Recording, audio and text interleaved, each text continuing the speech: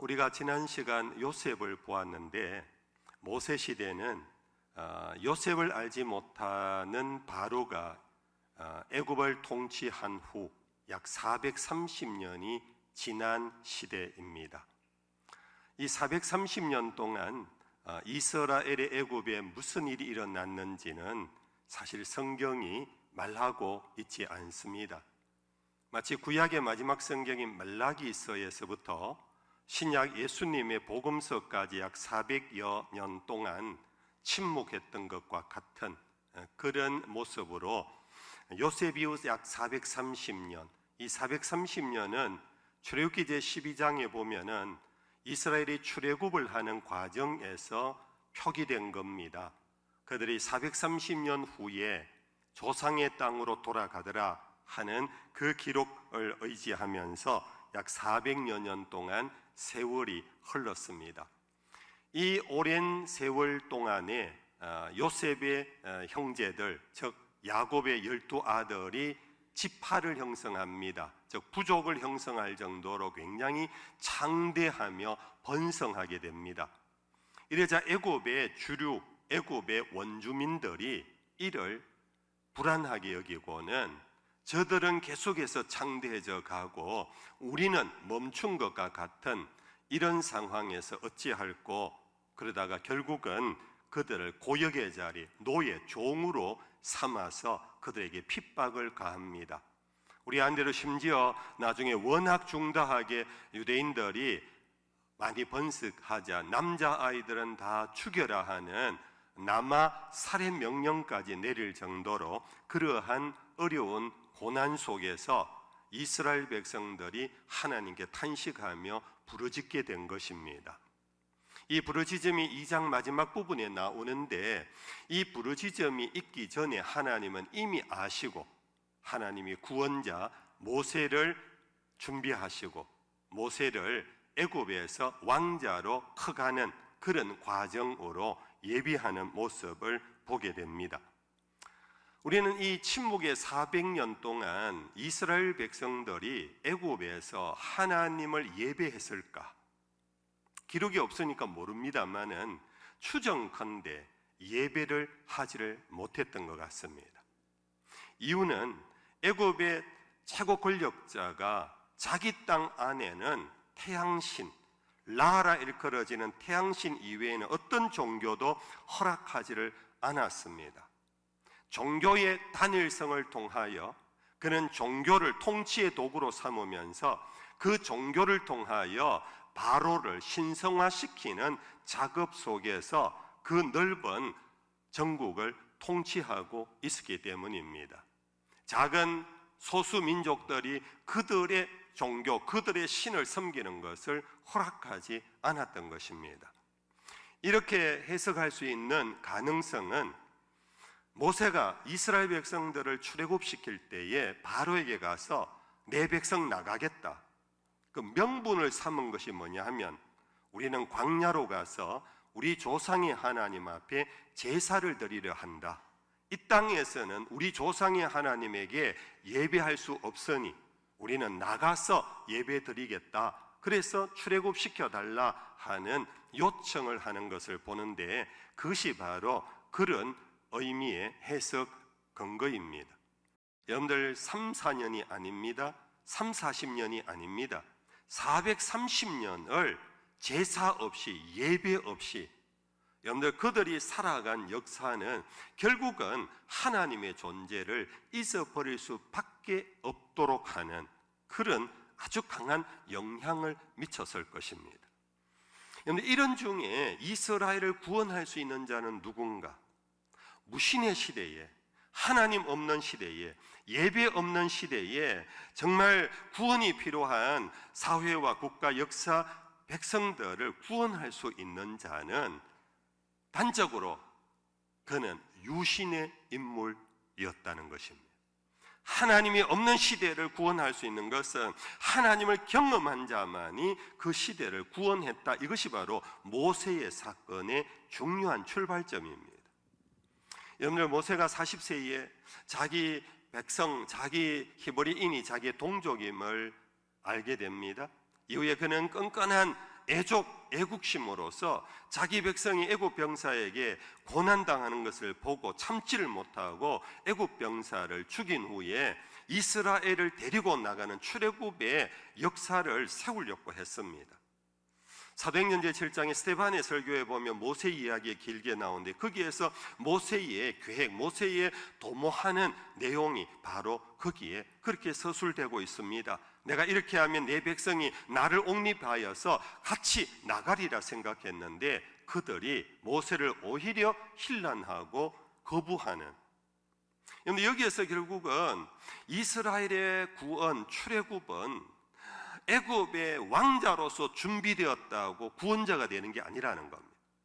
그때까지 우리는 성경에 보면 모세도 하나님을 몰랐습니다. 이스라엘을 구원하려고 하는 대단한 정치가요, 대단한 애국자였지만은 그러나 그때까지 모세는 하나님 앞에 제사 드려 본 적이 없고 하나님의 이름조차도 몰랐고 하나님 앞에 기도한 흔적도 없습니다. 그러한 자는 결국은 구원자가 될 수 없다라는 것을 보여준 것이 바로 모세 나이 40세 때 실패의 어떤 의미로 성경은 기록해 주고 있다. 이후에는 도망을 칩니다. 우리 가운데 미디안에서 40년 동안 광야 생활을 합니다. 늙어갑니다. 노인이 되었습니다. 나이 80이 되어서 허리가 고부정하고 다리에 힘이 없습니다. 지팡이를 끌고 겨우 양들을 치러 나가는 정도의 절망을 이제는 쓸모없는 그런 인생이 되었을 그때 하나님은 모세를 찾아옵니다. 모세는 그때 비로소 처음으로 하나님을 경험합니다. 하나님의 음성을 처음으로 직접 듣습니다. 이후로 모세는 구원자로 출발하는 것입니다. 바로 나이가 아무리 많고 남보기에 쓸모없는 것 같고 객관적으로는 무력한 것 같아도 그냥 가장 큰 힘은 하나님을 만난 것, 하나님께 예배하는 것, 하나님에 대한 믿음이 있는 것, 이것이 우리가 갖고 있는 객관적 어떤 힘보다 어떤 지혜보다도 바로 구원자의 유일한 조건이 된다. 믿으시면 아멘. 여러분들, 오늘 우리가 자녀를 양육하고 우리가 세상을 살면서도 이 원리를 우리는 잊지 않아야 합니다. 내가 어떻게 하면 내 자녀를 잘 키울까? 어떻게 하면 내 가정을, 가문을 융성시킬까? 내가 속해 있는 내 사회 공동체를 어떻게 하면은 정말 번영시킬까? 나름의 꿈이 있다 할지라도 그 꿈이 하나님으로부터 온 것이 아니면, 하나님을 만난 믿음 안에서 세워진 것이 아니면 그것은 의미가 없다라는 것을 우리는 잊지 않고 늘 무신의 시대 속에 유신의 걸음으로 다가가야 합니다. 무신의 문화 속에 유신의 확신을 갖고 다가갈 때 비로소 우리는 세상을 변화시킬 줄로 믿습니다. 아무튼 이렇게 된 상황에서 모세가 하나님을 만나는 과정이 출애굽 40년 동안, 야곱은 베델에서 만나고 20년 동안 하나님을 잊어버리고 야복 나루토에서 브니엘 하나님의 얼굴을 배웠고 이후에 그는 오랫동안 또 이전의 밍밍한 삶으로 돌아가는 그런 조상과 달리 모세는 수없는 하나님의 경험이 있습니다. 날마다 하나님을 경험하고 날마다 하나님을 만납니다. 40년 동안에 하나님 없는 걸음이 없다 할 정도로 모세만큼 하나님을 가장 가깝게, 가장 확실하게, 가장 체험적으로 만난 사람이 없다 하는 그것이 바로 모세의 위대한 모습입니다. 나이 80에 자기 자신도 잊혀져 가는 모세가 하나님이 떨기나무 불꽃 가운데 나타나서 그의 이름을 부릅니다. 모세야, 모세야. 하나님은 그가 발에 신고 있는 신조차도 보았습니다. 내 발에 신을 벗어라. 내가 선 곳은 거룩한 땅이라고. 그러면서 시작된 하나님과의 만남은 모세가 나중에 한 번 더 언급합니다마는 홍해 바다를 직면했을 때 하나님은 모세에게 나타나서 마치 옆에서 코치하듯이 모세가 홍해를 건너갈 수 있는 길을 알려줍니다. 모세는 광야 속에서 이스라엘 백성들이 영적 간음을 합니다. 우상을 구하여 찾고 경배하려고 하는 배신 행위를 할 때 하나님이 출애굽시킨 것을 하나님 당신조차 후회를 하신 적이 있습니다. 그래서 내 백성을 이 광야에서 다 싹 쓸어 버리겠다고 진노할 때 모세는 하나님께 나아가 페이스 투 페이스, 얼굴을 대면하듯이 하나님께 부르짖습니다. 여호와여, 나의 이름을 생명록책에서 지울지라도 당신의 백성을 이 광야에서 죽일 수는 없습니다. 이거는 페이스 투 페이스의 관계 속에서 나눈 대화가 아니고는 이런 대화를 할 수가 없습니다. 하나님은 그의 간절한 간청을 들으시고는 모세야, 놋뱀을 만들어 지팡이 위에 달고 높이 세워라. 그것을 쳐다보게 해라. 보는 자마다 구원을 받으리라. 그래서 이스라엘 백성들이 황무지에서 광야에서 싹 쓸어 몰살할 뻔했던 것을 거기서도 구원합니다. 하나님 이스라엘 백성들을 이래둬서는 안 되겠다 싶어서 모세를 불러 십계명을 미리 준 적이 있습니다. 십계명을 줄 때도 그냥 던져 준 게 아닙니다. 돌판 그냥 하늘에서 내려 준 게 아닙니다. 시내 산으로 불러 올렸었습니다. 시간이 없어 그 구절을 여러분들에게 읽어드립니다만, 시내산에 올라간 모세와 하나님과의 모습을 성경은 마치 친구와 벗처럼 이야기하더라. 40주야를 하나님은 모세를 친구처럼 대면하여 주신 것이 바로 십계명입니다. 이와 같이 모세는 이후에 그의 후계자를 선정할 때도 모세는 하나님과 대화하듯이 하며 여호수아를 선정하게 되고, 나중에 그는 하나님 앞에서 자기 자신이 요단강을 건너지 못할 때 마지막 간청하는 여호와여 다시 구하오니 한 번만 긍휼히 여기시고 저를 들어가게 하옵소서 하는 그 대화조차도 완전히 페이스 투 페이스입니다. 마치 아들이 아버지에게 찾아가서 간청하듯이, 아니 정말로 친구처럼 만나서 대화하는 그 모습이 모세의 하나님 경험입니다. 정말 진심으로 축복합니다. 여기에 있는 우리 모두도 모세와 같은 하나님 경험이 있기를 축복합니다. 하나님은 이미 예수 안에서 임마누엘 하셨습니다.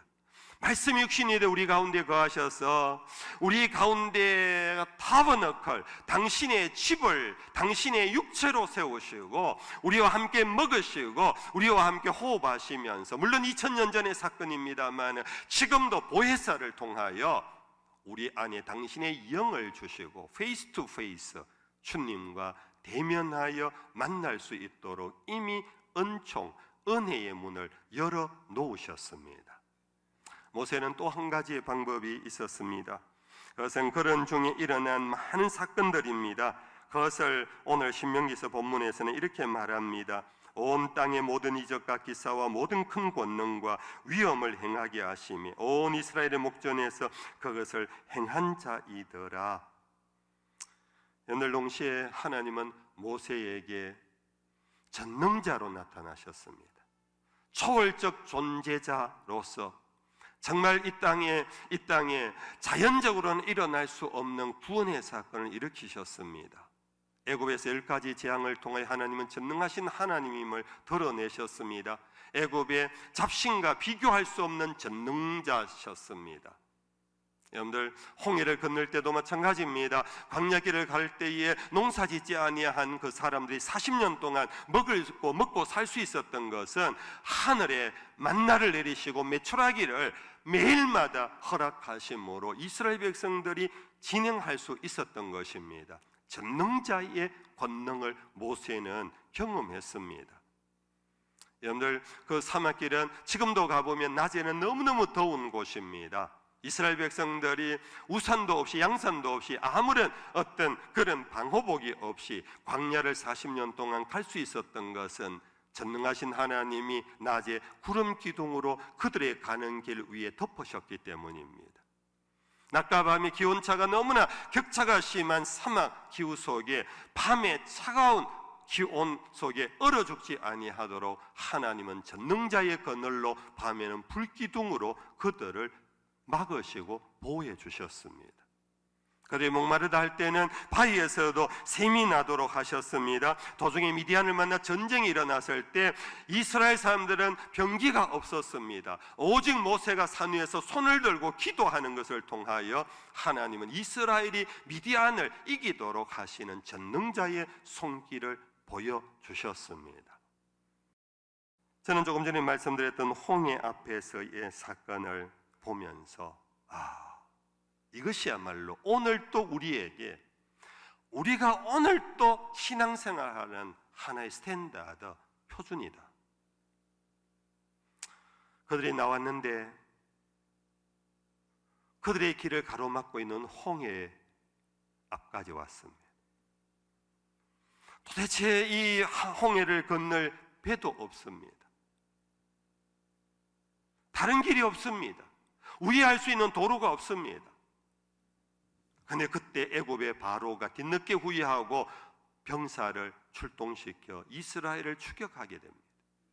뒤에서는 말발굽 소리가 막 들려옵니다. 이스라엘 백성 앞에는 죽음의 바다밖에 없습니다. 오늘 하나님이 우리를 위하여 구원의 역사를 일으킬 겁니다. 여러분들이여 가만히 서 계십시오.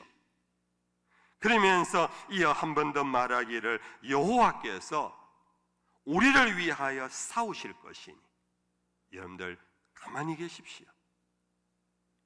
가만히 계십시오. 그러는 중에 그 다음 바로 뒷절이 이렇게 되어 있습니다. 여호와께서 모세에게 이르시되 너희는 어찌하여 내게 부르짖느냐? 너는 어찌하여 내게 부르짖느냐? 모세는 백성들에게 가만히 계십시오. 여러분들 하나님이 오늘 구원의 역사를 일으킬 겁니다. 하나님 우리를 위하여 대신 싸울 겁니다. 여러분들 가만히 계십시오 하고만 있지 아니하고 행간 속에 기록되지 않은 행간 속에 하나님은 모세의 마음을 읽어내셨습니다. 모세의 마음에는 간절한 애타는 간구가 그 속에서 터져 나오고 있었던 것입니다. 여호와여 어찌하시려고 이러십니까? 여호와 이 백성을 구원하소서라고 부르짖음이 백성들은 못 들었는데, 백성들은 보지 못했는데 하나님은 모세의 그 간절한 애절한 마음과 그의 영적 호소를 하나님은 듣고 보고 계셨던 것입니다. 이게 바로 페이스 투 페이스의 하나님의 모세와의 관계입니다. 여러분들 여기에서 한 가지 우리는 기도 신학이 하나 발견됩니다. 여러분들 기도할 때 하나님 앞에 부르짖는 우리들의 기도 속에 그 기도하러 가기 전에 막 울기도 하고 불평도 하고 왜 나만 겪는 고난을, 왜 우리 집에만, 왜 내 자식은 아직도 사춘기에서 벗어나지 못하고, 왜 내 자식은 아직도 공부하기 싫어하고, 내가 이렇게 했는데도 왜 저래 내가 선생님을 바꾸어줄까, 내가 학교를 바꾸어줄까, 어떡하랴. 우리는 그러한 몸부림을 치면서 그러면서 예배당에 와서 기도하고 맞지요? 우리는 나름대로 우리 하고 해야 할 일만 다 하고 와서 하나님 좀 도와주이소. 모세는 오히려 백성들에게 여러분들이 가만히 있으십시오. 지금 우리가 할 일은 하나도 없습니다.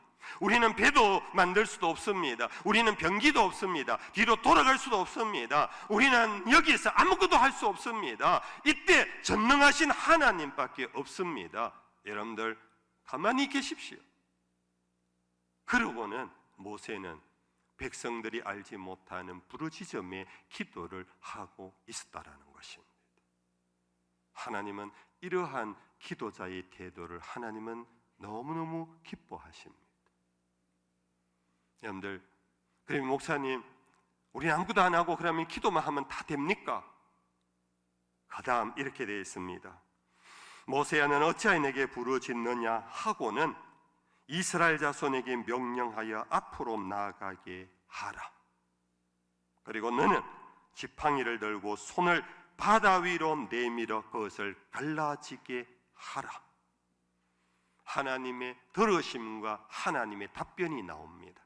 하나님의 들으심과 답변, 흔히 말하는 기도의 응답이 나옵니다. 근데 이 기도의 응답이 우리로 봐서는 이거는 이해할 수 없는 응답입니다. 바다로 가게 하랍니다. 바다로 가게 하랍니다. 그는 죽음의 길인데 가게 하래요. 그리고 지팡이를 들고 바다를 향하여 내려쳐 바다를 가르랍니다. 여러분들, 우리의 합리주의 교육 속에 이미 길들여진 우리의 사고로는 이거는 신화 같은 얘기입니다. 전설 같은 이야기로 치부할 것입니다. 그러나 오늘 또 하나님은 우리에게 응답하시는 하나님의 방법이고, 하나님의 응답을 받았을 때 우리가 행해야 할 순종의 길이라는 사실. 성도 여러분들, 내가 기도를 많이 했는데 하나님은 뭔가 마음에 감동을 줬는데 이 감동은 내가 이해할 수가 없고 이건 비현실적인 것 같고 그럴 때가 있을 겁니다.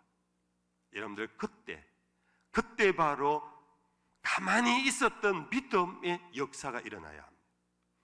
내가 하나님 앞에 난 아무것도 못합니다. 가만히 있었는데 하나님이 감동 오시면서 너는 일어나 가라 하면은 이제는 믿고 나가야 합니다. 바다라도 가야 합니다. 여러분들, 꼴짝이라도 뛰어내려야 합니다. 이것이 믿음의 태도입니다. 하나님이 그럴 때 독수리가 새끼를 아는가 같이 내 백성을 안아 이곳까지 인도했다고 하신 신명기서의 말씀을 이스라엘 백성들에게 이루게 해 주셨습니다. 여러분들 아시지요? 40년 동안 모세가 순탄하지 않았습니다. 모세가 백성들의 옥립을 받으며 명예롭게 안으름을 하게 그들의 지지를 받으며 박수를 받으며 존경을 받으며 40년 지도자의 삶을 살지 못했습니다. 걸핏하면 달려들었습니다. 걸핏하면 태클을 걸었습니다. 걸핏하면 손가락질을 받았습니다. 수없는 손가락질을 받는 중에도 모세는 보이지 않는 전능자를 보는 것 같이 하여 그 일들을 참아냈습니다. 그래서 민수기 제12장에 보면은 모세를 일컬어 지면에서 가장 온유한 자라고 그랬습니다. 모세가 지면에서 가장 온유했답니다. 부드러웠답니다. 친절했답니다. 인내심이 있었다는 겁니다. 그것이 모세의 성품 탓일까요? 아닙니다. 모세의 성품은 이미 나이 40의 애굽 병사를 죽인 살인자의 성품을 갖고 있습니다.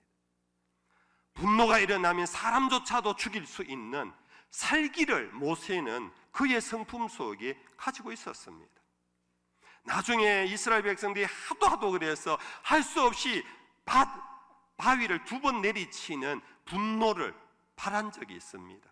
그 일로 인한 모세는 결국은 약속의 땅에 못 들어갑니다만은 그것이 결국은 성경이 진리임을 가르칩니다. 의인은 없나니 하나도 없다고. 그럼에도 불구하고 모세는 지면에서 가장 온유한 자였습니다. 그럴 수 있었던 것은 보이지 않는 자를 보는 것 같이 하여 살았기 때문입니다. 벌써 모세의 눈은 학습지, 눈높이 교육, 모세는 보이지 않는 자를 보는 것 같이 하는 모세의 눈높이는 하늘이었습니다. 모세의 눈높이는 하나님이었습니다. 하나님을 대면하여 살아간 모세는 이 땅의 인생들의 원망과 불평, 혹은 태클 거는 것, 손가락질하는 것, 욕질이 그의 눈에는 보이지 않았습니다. 아니, 보였지만은 그것을 상대하지 않았습니다. 왜? 그의 눈높이는 이미 하나님의 눈높이였기 때문입니다. 여러분들이 왜 싸우는 줄 아십니까? 그 사람하고 똑같은 인간이기 때문에 싸웁니다. 죄송합니다, 표현은. 왜 못 참는 줄 아십니까? 그 사람하고 똑같은 눈높이기 때문에 못 참는 겁니다. 모세의 눈높이는 이미 보이지 않는 자를 보는 눈높이로 올라가 버렸습니다. 그래서 그는 보이지 않는 자를 보는 것 같이 함으로 세상을 이겨낸 겁니다. 세상을 참아낸 겁니다. 오늘 이 보이지 않는 자를 보는 것 같이 하여 하나님과 대면하며 전능하신 하나님의 권능을 믿고 승리하는 우리 모두가 되기를 주의 이름으로 축복합니다.